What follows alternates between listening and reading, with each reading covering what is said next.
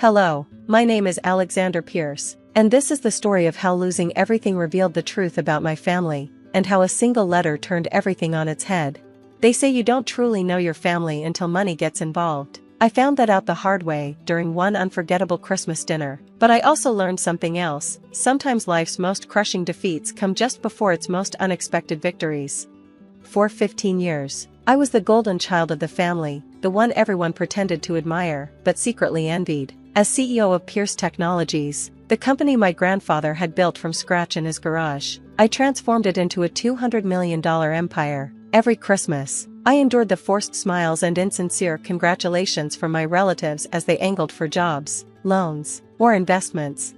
My cousin Rachel, who'd failed at launching 3 tech startups, would always corner me with her latest idea. James, the family's struggling lawyer, would drop hints about becoming the company's legal counsel. And Sarah, the youngest, never missed a chance to remind everyone that she deserved a management role, despite having 0 qualifications. But Grandpa Jack was different. He didn't see me as a walking dollar sign. To him, I was still the kid who helped him tinker with computers in his garage. During our Sunday lunches, he'd often say, "Alex, in business and family, always keep an eye on the quiet ones. They're either guarding your back or waiting to stab it." I didn't fully grasp his meaning until it was too late. Everything began to unravel 3 months ago. The company's board of directors convened an emergency meeting after evidence surfaced of someone selling trade secrets to a competitor. The signs pointed to internal sabotage at the highest level. As CEO, the responsibility landed squarely on me. The board's decision was swift and unanimous. I was to step down while an investigation took place. By the next day, the headlines read, "Pierce Technologies CEO resigns amid espionage scandal." My phone blew up, not with support, but with thinly veiled taunts from my family. "Guess you're not so untouchable after all." Rachel texted, "Need a lawyer? I offer competitive rates." James wrote, complete with a smirking emoji. Then, Grandpa Jack passed away unexpectedly. At his funeral, I felt the weight of the family's scrutiny as they reveled in my downfall. The whispers were relentless, "Bet he's not even in the will anymore," and "Think he'll dare to speak after what happened?" But Grandpa's parting words stuck with me. "Sometimes, Alex, losing everything is the only way to see who's truly on your side. Pay close attention to who's smiling at your misfortune. They're showing their true colors."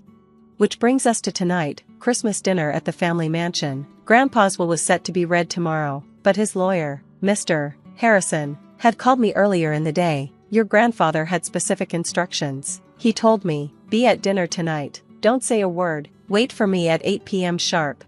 And so, here I was, seated at the far end of the table, instead of my usual place at the head. The mansion sparkled with festive decorations, crystal snowflakes hung from the chandelier, the enormous Christmas tree glittered with ornaments, and Grandpa's chair, now empty, had been taken over by Rachel. This dinner, more than any other, was set to change everything.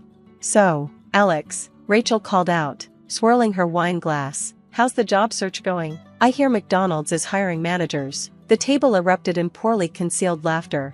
I stabbed at my turkey, saying nothing.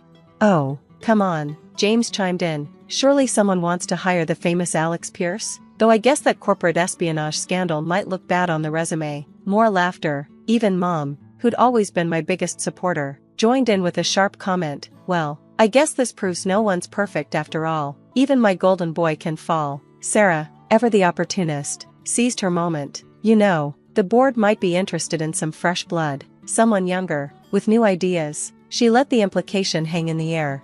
I checked my watch. 7:55 p.m. 5 more minutes. "What's wrong, Alex?" Rachel taunted. "Cat got your tongue? Usually, you love telling us all about your brilliant business decisions." "Maybe he's finally learned some humility," Mom added, and that hurt the most. "It's about time, if you ask me." I looked around the table, taking in every smirking face, every gleaming eye enjoying my downfall. Grandpa's words echoed in my mind, "Watch carefully who celebrates your downfall." "Actually," I said, speaking for the first time that evening, "I'm just waiting." "Waiting for what?" James snorted. "Your career to magically resurrect itself?" The doorbell rang. 8 p.m. exactly.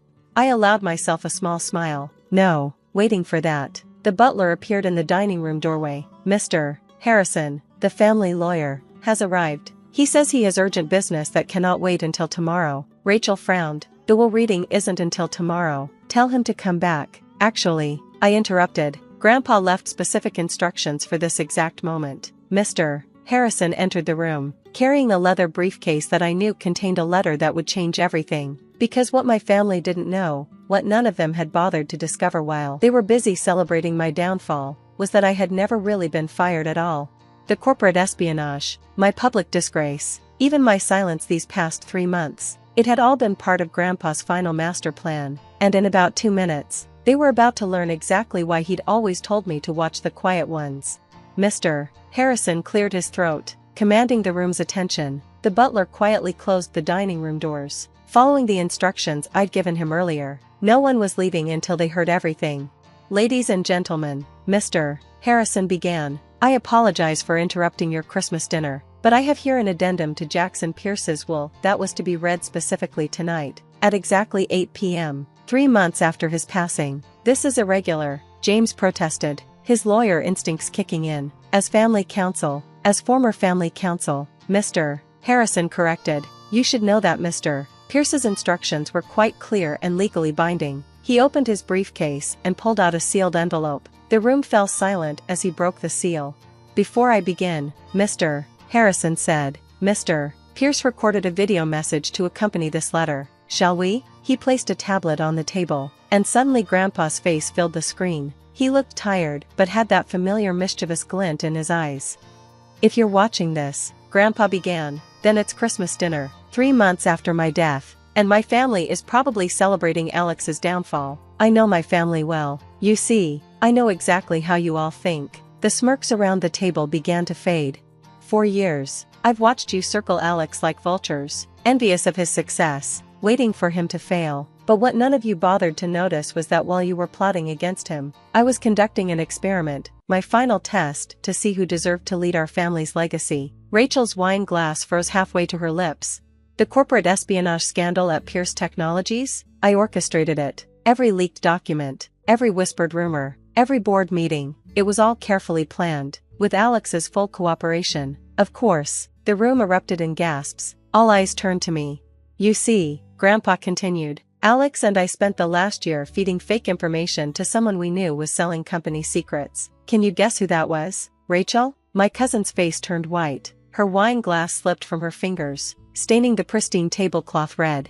Those confidential documents you found so easily in Alex's office during your weekly family visits? The ones you sold to our competitors for millions? They were all fake. Every single one. The real company plans were safe all along. That's not true, Rachel stammered. Mr. Harrison, I spoke up for the first time. Please play the surveillance footage. The tablet screen split to show security camera footage of Rachel sneaking into my office late at night, photographing documents with her phone. Dates stamped in the corner showed this happening over dozens of nights.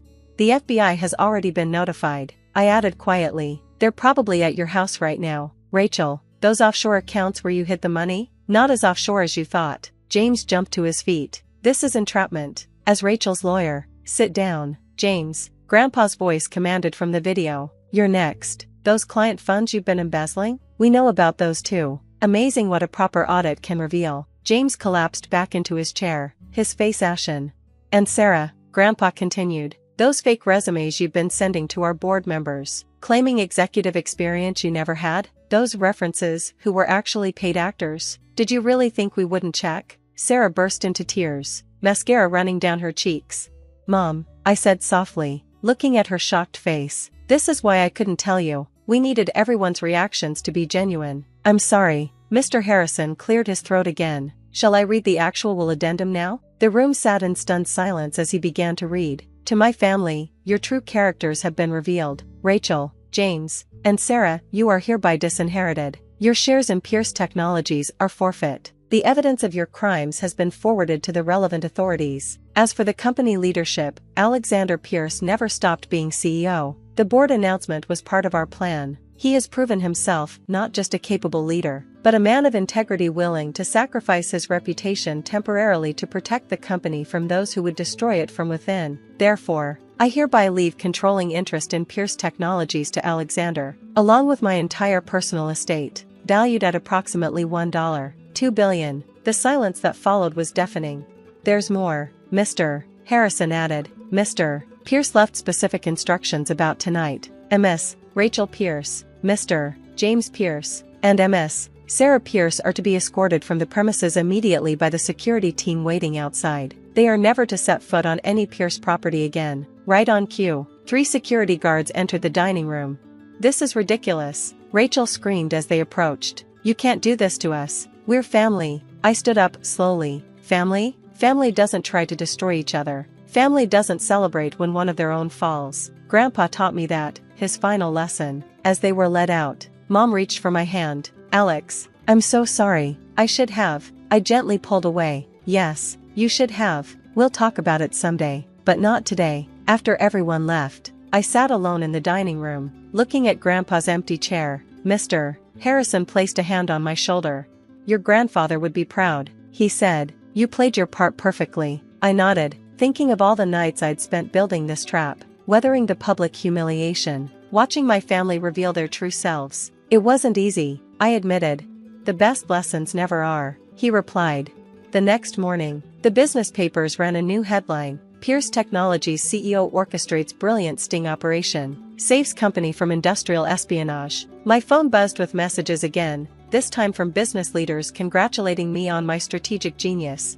Rachel, James, and Sarah were arrested that week. Mom sent flowers to my office with an apology card, but I wasn't ready to forgive yet. Some wounds take time to heal. As for me, I hung Grandpa's picture in my office and got back to work. The company grew stronger than ever, now that the rot had been cut out. Sometimes I catch myself looking at that picture, remembering his words, "Watch the quiet ones." He was right. Sometimes the quiet ones are plotting your downfall, but sometimes, like Grandpa and me, they're orchestrating justice. These days, when people ask me about that Christmas dinner, I just smile and tell them the truth. Sometimes losing everything is the best way to find out who you really are, and who others really are too. As for family, well, I learned that real family isn't about blood, it's about loyalty, trust, and integrity. Grandpa taught me that too, right up until his final masterpiece of a lesson.